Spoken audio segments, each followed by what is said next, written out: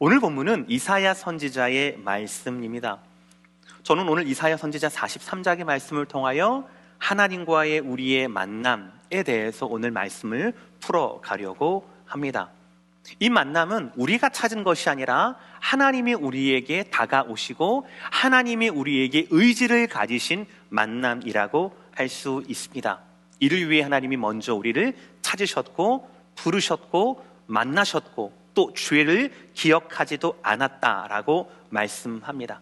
우리를 구원하시기 위하여서, 우리를 의롭게 하시기 위하여서 만나신 만남이라고 할 수가 있습니다. 우리를 향한 하나님의 섭리, 우리를 향한 하나님의 그 사랑, 같은 말씀이 바로 오늘 이사야 43장 1절에도 나와 있습니다. 야곱아, 너를 창조하신 여호와께서 지금 말씀하시느니라. 이스라엘아, 너를 지으신 이가 말씀하시느니라. 아멘. 지금 누가 말씀하시는 거예요? 우리를 창조하시고 우리를 지으신 분이 이렇게 말씀합니다. 뭐라고 말씀합니까? 너는 두려워하지 말라. 내가 너를 구속하였고 내가 너를 지명하여 불렀나니. 시작. 너는, 다시요, 너는 내 것이라. 우리가 두려워할 만한 그런 상황 가운데 있습니다. 그런 세상 가운데 있습니다. 팬데믹 1년이 지나면서 누가 두려움의 실체가 없는 세상이라고 말할 수 있습니까? 누가 안전하다라고, 우리의 의료진이, 우리의 정치 시스템이 안전하다라고, 이제는 정말 그야말로 인류가 꿈꾸었던 유토피아, 그 생각 속에, 상상 속에 있던 그 지상낙원이 우리 미국에 펼쳐졌다라고 누가 말할 수 있겠습니까? 아니에요. 아무도 말할 수 없습니다. 불안한 사회예요. 예측할 수 없는 시대입니다. 그러나 두려워할 만한 그런 시대 가운데 주님 뭐라고 말씀하세요? 우리를 창조하시고 우리를 지으신 분이 뭐라고 말씀합니까? 두려워하지 말라라고 말씀을 하신다. 우리를 향해선 두려워하지 말라라고 말씀하십니다. 왜입니까? 하나님이 섭리하시기 때문이에요. 왜입니까? 하나님이 사랑하시기 때문입니까? 왜입니까? 하나님께서 우리를 구속하셨고 우리의 이름을 부르셔서 우리를 불러주셨어요. 너는 내 것이라. 하나님의 하나님 되심이 바로 저와 여러분이 오늘 찬송하고 또 찬송해야 하는, 찬송하고 더 찬송해야 하는 하나님의 말씀이라는 겁니다. 사랑 성도 여러분, 팬데믹의 시대를 살아가고 있지만 우리가 찬송, 또 찬송, 찬송, 더 찬송할 수 있게 하시는 그 능력의 말씀을 만나게 되는 저와 여러분 되시기를 주의 이름으로 축복합니다. 저와 여러분의 찬송이 온전히 하나님이 원하시는 찬송이 되려면 좀 가슴 아픈 이야기를 우리가 들어야 합니다. 인정해야 합니다. 첫 번째 대지예요. 우리는 그동안 하나님을 괴롭게 여겼고 하나님을 괴롭혔다라는 것이에요. 무슨 말씀인지 잘 모르시겠죠? 설명드릴게요. 오늘 본문 선지자 이사야는요, 그가 살았던 시대는 혼란스러운 시대를 살았던 분입니다. 남유다 선지자였었는데 가장 가까웠던 북이스라엘이 정치적으로 영적으로 타락했고 결국 하나님의 도구였던 아수르, 즉 아시리아에 의해서 멸망당하는 것, 그것을 보게 됩니다. 선지자가 속했던 남왕국 유다에게도 같은 위기의 시대였습니다. 혼란한 시대예요. 왕들은 무능력했습니다. 갈피를 못 잡아요. 혼돈의 시대입니다. 백성들은 영적으로 몰락해 버리고 말았습니다. 그런데 하나님은 이사야 선지자를 통하여서 구원을 말씀하세요. 이사야서가 1장부터 66장까지 꽤 길거든요. 그런데 이 뒤에 부분, 우리가 지금 43장 말씀을 읽고 있는데 이 뒤에 부분이 바로 뭐냐면 하나님이 너희를 구원하실 것이다. 하나님이 너희를 그대로 그냥 두지 않으실 것이다 라는 구원의 메시지가 선포가 돼요. 그리고 바로 오늘이 22절인데 21절까지, 43장 21절까지는 하나님이 이스라엘 나라를 구원하실 것이다 라는 말씀을 하시고요, 22절부터는 하나님이 이스라엘 너희 백성들을 구원하실 것이다 라는 말씀이 시작이 됩니다. 그런데 그 말씀의 시작이 좀 약간 이해하기가 어려워요. 22절 말씀 다 함께 읽겠습니다. 시작. 그러나 야곱아, 너는 나를 부르지 아니하였고 이스라엘아, 너는 나를 괴롭게 여겼으며. 참 우리가 아멘하기 참 힘들잖아요. 하나님 말씀인데 우리를 진단하시는 거예요. 야곱아, 너는 나를 부르지 아니하였어. 그리고 너는 나를 괴롭게 여겼어 라는 거예요. 여러분, 세상 모든 그리스도인들에게 예외가 없는 진리가 뭔 줄 아십니까? 바로 하나님의 구원의 시작은 나를 아프게 하는, 내 죄를 드러나게 하는 그 말씀에 대한 반응에서부터 시작되었다라는 거예요. 나를 부르시는 음성을 인정하고 그동안 그 부르심에 응답하지 않았던, 모른 척 했었던 그 죄를 하나님 앞에 고백하는 것입니다. 이것은 실수가 아니에요. 분명한 죄입니다. 구원을 얻게 하는 첫 부르심은 바로 회개로의 부르심이에요. 양심이 아니에요. 하나님 말씀에 대한 우리 영혼의 정직한 반응입니다. 하나님 앞에 우리가 그 이름을 부르지 않았다는 것은 우발적인 실수가 아니에요. 상황 때문에 그럴 수밖에 없었어요. 누구라도 그럴걸요 라고 말할 수 있는 게 아니에요. 그건 실수가 아니라 분명한 죄입니다. 도저히 우리의 능력으로는 해결할 수 없는, 능력도 없고 의지도 없고 가능성도 없는 명백한 죄라는 것이지요. 그러나 여러분, 오해하지 마시길 바랍니다. 우리가 하나님 부르지 않았다라고? 그러면 이스라엘 백성들이 하나님 앞에 제사하지 않았구나. 이스라엘이 하나님 앞에 좀 죄를 씻으려고 노력하지 않았구나. 하나님을 사랑하지 않았구나. 천만의 말씀이에요. 종교 행위에 대한 말씀이 아니에요. 오히려 전 세상에서 역사적으로 민족적으로 이스라엘만큼 종교성이 강한 민족은 없습니다. 그들만큼 나라를 2000년 동안 잃어버렸음에도 불구하고 구약 성경을 붙들고 있는 민족, 세상 어디에 있습니까? 역사상 어디에 있습니까? 유일합니다. 독보적이에요. 그러나 그들의 문제는 그것이 하나님에 대한 진심이 아니었다라는 거예요. 하나님에 대한 태도가 아니었다라는 겁니다. 거칠애였고 형식이었다라는 거예요. 제물을 잡아서 희생 제사를 드리기는 했지만 그들은 마음에 하나님 두기를 싫어했다라는 것입니다. 다시 22절 보여주세요. 22절 마지막 절에 너는 나를 괴롭게 하였으며 괴롭게 여겼으며 라는 저 말씀이 있죠. 문자적으로 뭐냐면 오히려 너는 나에 대해 지쳤다라는 뜻이에요. 이스라엘 백성들은 하나님에 대해서 지쳐버렸어요. 왜입니까? 진심이 없으니까요. 형식적으로 반복된 행위를 통하여서 이스라엘 백성은, 그 자손은 하나님에 대한 경외심이 없어져 버렸어요. 하나님을 섬기는 일에 실증이 나버린 상태가 있게 되었습니다. 그들의 마음이 하나님 두기를 싫어했다라는 지적이지요. 뿐만 아니에요. 그들의 마음가짐뿐만 아니라 그들은 실제로 하나님을 귀찮게 하고 괴롭게 합니다. 24절 말씀, 내 죄짐으로 나를 수고롭게 하며 내 죄악으로 나를 괴롭게 하였느니라. 여러분, 인정해야 합니다. 그래야 고칠 수 있어요. 여러분, 회개해야 합니다. 그래야 돌이킬 수가 있습니다. 우리는 하나님을 괴롭게 여겼어요. 그리고 괴롭게 했습니다. 진심이 동반하지 않는 수많은 종교 행위를 통하여 우리는 하나님에 대해서 지쳐버렸어요. 그리고 하나님을 우리의 죄짐 때문에, 허물 때문에 괴롭혀 왔다라는 거예요. 이런 우리의 죄를 인정하게 되면 그 다음에 하나님은 너 죄 지었지, 벌 주시는 것이 아니라 우리를 향한 하나님의 구원의 손길, 21절과 22절과 24절을 인정하게 되면 하나님의 구원의 메시지 25절을 우리가 받게 된다라는 것이, 지금 말씀이 22절에서 24절에서 말씀하는 이스라엘의 허물이 뭡니까? 그들의 죄가 뭡니까? 하나님을 마땅히 여기지 않는 거예요. 하나님을 괴롭게 여겼어요. 귀찮게 여겼어요. 그리고 하나님을 괴롭게 해드렸다고요. 그럼에도 불구하고 하나님은 25절에서 뭐라고 말씀합니까? 나는 나를 위하여 내 허물을 도말하는 자니 내 죄를 기억하지 아니하리라. 아멘. 사랑하는 성도 여러분, 이 말씀을 믿음으로 그대로 받아들이시고 여러분 영혼 가운데 새기게 되기를 주의 이름으로 축복합니다. 그래서 우리의 두 번째 대지, 하나님은 우리의 죄를 기억하지 않기로 하셨다라는. 우리 다시 한번 25절의 시작을 보실까요? 나는 나를 위하여 라고 되어 있어요. 하나님을 나타내는 나라는 주어가 3번이나 강조되고 있습니다.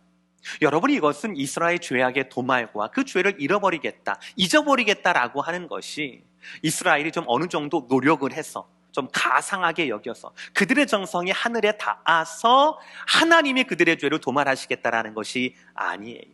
이 도말한다라는 뜻이 바로 뭐냐면 문질러서 완전히 지워버린다라는 거예요.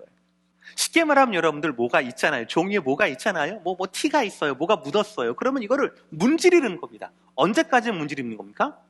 없어질 때까지. 없어질 때까지. 우리 영혼을 향한, 우리 인생을 향한, 우리 허물을 향한, 우리 죄를 향한 하나님의 의지가 뭐예요? 문질러 없어지는 거예요. 도말하게 되는 거예요. 안 보일 때까지, 구체적으로는 예수의 피로 말미암아 저와 여러분을 깨끗해 하고 성결케 하신다라는 거예요. 다시는 우리 죄를 기억하지 않겠다라는 거예요. 우리 다시 한번 25절 말씀을 보여주세요. 저기서 중요한 것은 맨 처음이에요. 누구를 위하여 우리의 허물을 도말하십니까? 누구를 위하여 우리의 죄를 기억하지 않으십니까? 우리를 위해서입니까? 하나님을 위해서입니까? 곧 나는 나를 위하여. 3번 강조하잖아요.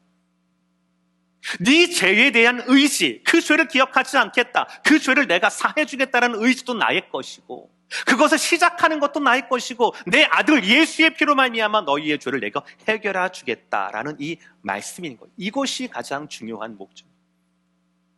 근데 여러분, 사실은요, 오늘 말씀에서 제가 가장 은혜 받고 여러분께 강조해드리고 싶은 말씀이 바로 이거거든요. 우리 죄, 우리를 성결케 하시는 목적도 하나님께 있고요, 우리를 창조하신 목적도 하나님께 있다라는 거예요. 우리 21절 말씀인데요, 우리 다 함께 읽어보겠습니다. 시작. 이 백성은 내가 나를 위하여 지었나니 나를 찬송하게 하려 함이니라. 아멘.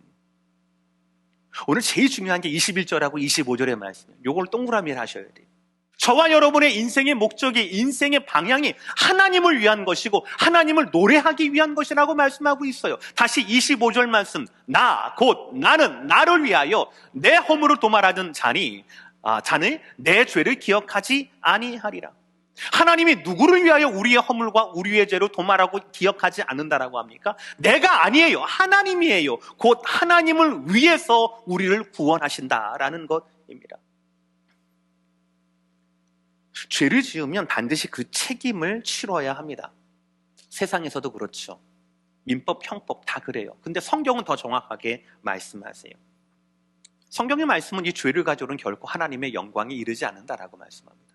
죄가 있으면 마음의 평안과 기쁨과 만족도 없다라는 거죠. 결국 그는 순서의 문제이지, 속도의 문제이지, 반드시 죄를 지으면 지옥에 가고 멸망에 당한다라고 말씀하고 있어요. 아무리 의로운 사람이라 하더라도, 아무리 의로운 목적을 가지고 있다 하더라도, 아무리 우리가 이해하고 싶다 하더라도 죄는 죄입니다. 죄는 반드시 그 값을 치를 수밖에 없다라는 것이에요. 그래서 일시적인 방편이 바로 제사였어요. 죄를 졌어요. 그럼 내 죄를 누군가 책임을 져야 되잖아요. 죄는 반드시 죽음을 책임지는 거거든요. 그래서 나는 죽을 수 없으니까 나 대신 비둘기가, 나 대신 양이, 나 대신 소가 죽임을 당하게 된 거예요. 근데 우리가 히브리서 말씀에서 들었다시피 그것은 미봉책일 뿐이에요. 영원하지가 않습니다.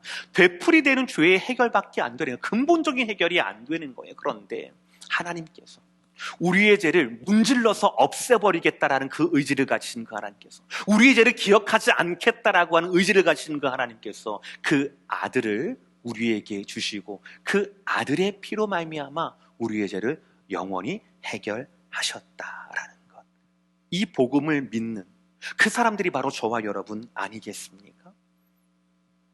그러니 이 복음을 모르면 모르겠지만 이 복음을 믿고 그 복음대로 제자로 살아가는 사람이 예수님보다 어떻게 가족을 더 사랑할 수 있겠습니까? 그 제자라는 사람이 어떻게 예수님의 십자가를 도외시한 채 자기의 길을 갈 수가 있겠습니까? 예수님의 길을 가야 하는 것이죠. 하나님이 하나님을 위하여서, 하나님의 찬송을 위해서 나를 지으시고 나를 부르시는 것이 뻔한데, 하나님이 하나님을 위하여서 내 죄를 해결하신 것이 너무나 뻔한데, 어떻게 그 하나님의 그 진리와 말씀과 부르심을 알고도 하나님을 위해 살지 않고 나를 위해 살 수가 있겠냐라는 것이에요. 우리는 이 믿음을 통하여서 다음과 같이 진술할 수 있어요. 잘 들으세요. 예수님 안에서, 복음 안에서 우리는 어떤 상황에서도 하나님을 찬양하는 것, 이 믿음이 있잖아요. 이 믿음과 예수님 안에서 잘 들으세요. 하나님은 어떤 죄라도 우리를 용서하실 거라는 이 믿음이 있잖아요. 두 가지 믿음이 다르지 않다라는 것. 히브리서 10장 19, 20절 말씀 다 함께 읽겠습니다. 시작. 그러므로 형제들아, 우리가 예수의 피를 힘입어 성소에 들어갈 담력을 얻었나니 그 길은 우리를 위하여 휘장 가운데로 열어놓으신 새로운 살 길이요 휘장은 곧 그의 육체이니라. 아멘. 아멘. 휘장은 거룩한 성소입니다.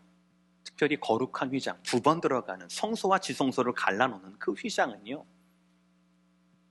1년에 딱 한 번, 모든 인류 중에 딱 한 사람, 대제사장만 들어갈 수 있는 그런 곳이, 죄를 짓고는, 죄를 가지고는 절대로 들어갈 수 없는 곳이에요. 그런데 그곳이 예수의 피로 말미암아 찢어지게 됩니다.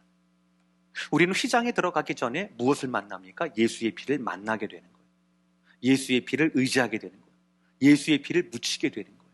그래서 6월절 어린 양들처럼 예수님의 피를 묻힌 자들에게는 하나님의 깊은 성소, 하나님의 임재가 있는, 하나님의 영원한 안식이 있는 그곳에 우리가 들어갈 수 있게 되는 것이고, 영원한 살 길을 예수 안에서 찾게 되었다라는 것입니다. 이 모두가 하나님의 주권이에요. 이 모두가 우리가 찬송해야 할 제목입니다. 여러분, 우리가 누군가를 인격적으로 사랑하기 전에는요, 나를 위한 것, 내가 편한 것, 내가 마시는 것, 내가 좋은 것이 세상에서 나를 제일 행복하게 해주는 것이었어요. 맞죠? 그런데 누군가 인격적으로 알게 되고 사랑하게 됐어요. 사랑에 빠지게 됐어요. 그러면 나를 위하고 내가 웃음 짓고 내가 행복한 것보다 그 사람이 웃음 짓는 것, 그 사람이 만족하는 것, 그 사람이 기뻐하는 것이 나에게 비교할 수 없는 기쁨이 되는 것. 왜 모른 척 하세요, 여러분들? 결혼하지 않으셨어요? 다 아실 텐데 왜 모른 척 하죠? 너무 오래돼서 그러셨나요? 가끔은요, 그 사람의 행복하고 내 만족이 이렇게 엇갈릴 때가 있어요. 그러면 그때는 우리는 서슴없이 나를 포기합니다. 왜요? 내가 만족하는 것보다 그 사람이 만족하는 게 훨씬 더 행복하거든요. 내가 웃음 짓는 것보다 그 사람이 웃음 짓는 게 훨씬 더 나를 기분 좋게 만들거든요. 이게 사랑이잖아요. 하나님은 사랑이시라. 다시, 하나님은 사랑이시라. 우리를 향한 하나님의 사랑도 마찬가지예요. 오늘 21절 말씀에서 25절 말씀에서 하나님은 하나님을 위해서 우리를 지으셨다라고 합니다. 하나님은 하나님을 위하여서 우리의 죄를 기억하지 않겠다라고 하셨습니다. 그런데 왜 그렇습니까? 우리의 죄를 기억하지 않으셔야 우리가 그 피로 말미암아 하나님과 영원히 동거할 수 있기 때문에 그렇거든요. 하나님은 우리와 영원히 함께하고 싶으신 거예요. 그게 하나님의 스스로의 기쁨을 위해서보다 우리를 통한 하나님의 기쁨이 더욱더 기쁘다는 것을 아시기 때문이에요. 왜입니까? 하나님이 우리를 사랑하시기 때문에 자신의 가장 귀한 그 아들을 죽이면서라도 우리를 구속하시고 죄에서 불러내시고 우리를 성결하게 하셔서 우리를 그 거룩한 영원한 안식에 참여하기를 원하시는 것이 바로 우리를 향한 하나님의 사랑이라는 겁니다. 기억하세요. 저와 여러분은 하나님을 괴롭게 여겼습니다. 하나님을 또 괴롭혔어요. 그러나 하나님은 우리의 죄를 기억하지 않겠다라고 말씀을 하세요. 이것이 바로 하나님의 마음입니다. 그리고 이것이 바로 저와 여러분이 하나님을 찬송하고 또 찬송해야 할 이유라는 것이지요. 세 번째입니다. 그런데 우리의 찬송이 우리의 자랑거리가 돼서는 안 되는 거예요. 우리의 찬송은 구원자가 필요한 겁니다. 하나님이 하나님을 위해서 우리를 지으셨고 하나님을 위해서 우리의 죄를 기억하지 않으신다라고 하셨어요. 이 감격적인 하나님의 주권을 우리는 찬송해야 할 것입니다. 그러나 이 찬송은 단순한 자랑거리가 돼서는 안 됩니다. 나 선택받았어, 나 구원받았어. 감격은 괜찮아요. 근데 자랑거리가 돼서는 안 돼요. 그건 내가 자랑거리가 되는 것은 찬송의 방향이 나를 향한 거예요. 근데 저와 여러분의 찬송의 방향은 우리를 구원하시고 부르신 하나님이 되셔야 하는 겁니다. 오늘 본문은 그것을 더 명확하게 말씀합니다. 이스라엘에게는 어떤 자랑거리도 없다라는 것이에요. 27절 말씀. 내 시조가 범죄하였고 너의 교사들이 나를 배반하였나니. 여기서 시조는 아브라함이 될 수도 있고 이스라엘이라 불렸던 야곱이 될 수도 있습니다. 근데 누구건 중요하지 않아요. 누구건 아브라함도 죄인이고 야곱도 죄인이에요. 또 그들에게 율법을 가르치고 율법을 계승해야 할 교사들은 어떻게 했습니까? 하나님을 배반했다라고 말씀합니다. 그래서 역사적으로 보면 이스라엘의 역사는요, 하나님께 심판받은 역사예요. 어떻게 보면 물론 영원한 심판은 아니에요. 그런데 하나님께 심판받는 역사예요. 그래서 이사야 시대에도 그들은 일시적이긴 하지만 바벨론에게 침공을 받게 됩니다. 이거는 유대가 약해서가 아니에요. 군사력이 형편없기 때문이 아닙니다. 반대로 바벨론이 강해서도 아닙니다. 약육강식 아니에요. 약육강식이 여러분 430년 동안 종되었던 사람이 40년 동안 광야에서 헤맸던 사람이 그 견고한 여리고성을 어떻게 외침만으로 13번 돌고 우와 하는 외침으로 그 여리고성을 무너뜨릴 수가 있겠습니까? 말이 안 되는 거죠. 약육강식이 아니에요. 하나님이에요. 하나님 앞에 그들이 범죄했고 하나님께 배반했기 때문에 하나님 주신 일시적인 심판이었다라는 거예요. 이것이 그들의 역사예요. 이 심판의 역사가 그들의 역사입니다. 이처럼 이스라엘은 이스라엘 역사 가운데는 자기 의를 드러낼 만한, 자기가 나 이스라엘 사람이다, 아브라함의 자손이다라고 자랑할 만한 것이 하나님 말고는 아무것도 없었다라는 것이죠. 그러나 그들은 그들을 자랑합니다. 그들의 아브라함 자손됨을 자랑합니다. 하나님을 찬송한다라고 얘기하면서 나만 선택받았어 라고 하면서 다른 민족을 배타적으로 대했다라는 거예요. 한번 그 약속을 보실까요? 아브라함을 어떻게 부르셨는가? 어떤 약속을 주셨는가? 어떤 복을 주셨는가? 창세기 12장 1, 2절 말씀, 우리가 익숙한 말씀입니다. 다 함께 있습니다. 시작. 여호와께서 아브라함에게 이르시되 너는 너의 고향과 친척과 아버지 집을 떠나 내가 내게 보여줄 땅으로 가라. 내가 너로 큰 민족을 이루고 내게 복을 주어 내 이름을 창대하게 하리니 너는 복이 될지라. 아멘. 1, 2절 말씀은요, 눈에 보이는 복이에요. 그 땅으로 가라. 내가 너를 큰 민족을 이루게 할 거야. 내 이름을 창대하게 할 거야. 라는 말씀입니다. 복에 대한 진술이에요. 근데 여기서 멈추면 안 되는 거거든요. 왜냐하면요, 복을 주셨으면 왜 복을 주셨는가? 이 복의 목적이 무엇인가도 하나님 같이 말씀하시거든요. 저와 여러분을 하나님께서 부르실 때, 예배자로 부르실 때, 제자로 부르실 때, 목사로 부르실 때 무엇을 반드시 말씀한 줄 아십니까? 목사로 부르신 것뿐만 아니라 왜 목사로 부르셨는가? 어떤 사명을 주실 것인가? 그러니 무엇을 준비하라? 이것까지 다 주신다는 말이에요. 우리는 이 풀 패키지를 다 알아야 됩니다. 그것이 3절이에요. 3절. 다 함께 시작. 너를 축복하는 자에게는 내가 복을 내리고 너를 저주하는 자에게는 내가 저주하리니 땅의 모든 족속이 너로 말미암아 복을 얻을 것이라 하신지라. 아멘. 이거예요. 아브라함도 아니에요. 아브람이에요. 앞으로 25년을 기다려야 이삭을 얻을 수 있는 아브람이란 말입니다. 아무것도 없어요. 소망도 없어요. 가능성도 없는 자예요. 그런 가운데 하나님이 창세기 12장 1, 2절에서 뭐라고 하셨습니까? 새 땅을 줄 거야. 새 자손을 줄 거야. 민족을 줄 거야. 네 이름이 초라하지 않고 창대하게 될 거야 라고 복을 주셨어요. 그런데 중요한 것은 그 복을 왜 주셨습니까? 아브라함을 위해서 주셨습니까? 아니에요. 그것은 우리가 잘못하는 거예요. 균형을 잃어버리게 되는 겁니다. 12장 3절 모든 족속이 너로 말미암아 복을 얻을 것이라 라는 거예요. 아브라함을 위해서 복을 주시는 게 아니라 모든 족속을 위해서 아브라함이 복의 시작이요 복의 통로로 아브라함에게 복을 주시는 거예요. 그러면 1절과 2절만이 아니라 3절까지 모두 다 믿었다라면, 붙들었다라면 이 아브라함의 자손이 다른 민족에 대해서 배타적일 수가 있겠습니까? 아니잖아요. 다른 민족이 복을 받기 위해 내가 복을 받은 것인데 나를 통하여서 이 복이 다른 민족에 흘러가게 해야 하는 것이 나에 대한, 아브라함에 대한, 우리 조상에 대한, 우리 민족에 대한 하나님의 비전인데 어떻게 다른 민족을 배타할 수가 있겠냐라고요. 사랑하는 성도 여러분, 복에 집중하지 마세요. 복을 향한 하나님의 목적에 집중하시길 바랍니다. 그래야 이것이 선순환이 된다라는 거예요. 우리를 향한 목적도 마찬가지잖아요. 제가 아까 강조했던 21절 말씀, 25절 말씀, 우리가 왜 지음받았다고요? 하나님을 위해서, 하나님의 찬송하기 위해서. 저와 여러분이 왜 성결의 복과 사주의 확신과 그 은총을 받게 되었습니까? 우리를 위해서가 아니에요. 우리가 거룩한 사람이고 착하게 살고 싶은데 더 거룩하고 착하게 살기 위해서 우리를 향한 리워드가 아니에요. 하나님을 향한 거였어요. 하나님을 향한 성결이에요. 우리 깨끗하게 된 것은 하나님께 영광을 돌려야 되는 것이고 하나님께 찬송을 드려야 되는 것이라고요. 바로 그겁니다. 그렇다면 우리가 제자의 길에서 벗어나서 다른 길을 향하여, 예수의 길이 아니라 다른 길을 향하여 우리가 한 발자국도 움직일 수 있겠습니까? 안 되는 거죠. 그것이 행복이라 하더라도, 만족이라 하더라도, 심지어 가정이라 하더라도 우리는 예수님보다 앞서는 것이 우리 삶에 있으면 안 된다라는 것입니다. 복에 집중하지 마세요. 복의 목적에 집중하시기를 주의 이름으로 축복합니다. 이것이 참된 복입니다. 사랑하는 성도 여러분, 우리는 이 참된 복을 회복해야 합니다.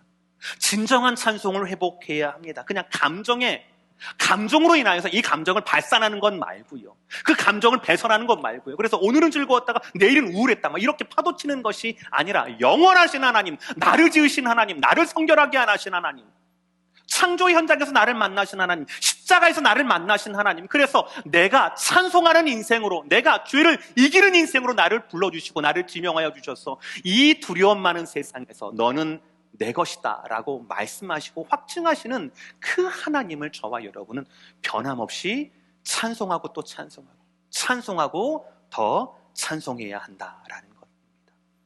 이것이 저와 여러분이 불러야 할 찬송이에요. 로마서 5장 8절에 다 함께 읽을까요? 시작. 우리가 아직 죄인 되었을 때에 그리스도께서 우리를 위하여 죽으심으로 하나님께서 우리에 대한 자기의 사랑을 확증하셨느니라. 아멘. 아멘. 우리가 자녀에게 갖는, 우리가 배우자에게 갖는 죽을 만큼 당신을 사랑해, 죽을 만큼 내 자녀를 사랑해. 아니에요. 죽은 사랑이에요. 죽음으로써, 죽을 만큼 사랑하신 것이 아니라 죽으심으로써 보여주시고, 죽으심으로써, 이미 죽으심으로써, 먼저 죽으심으로써 우리에게 확인하신, 증명하신 사랑이 바로 하나님 아들을 향한 우리의 사랑이라는 겁니다. 우리 죄를 잊어버리겠다, 우리의 죄를 도말해버리겠다, 지워서 없어버리겠다라고 하는 우리 죄를 향한 하나님의 의지라는 것이지요.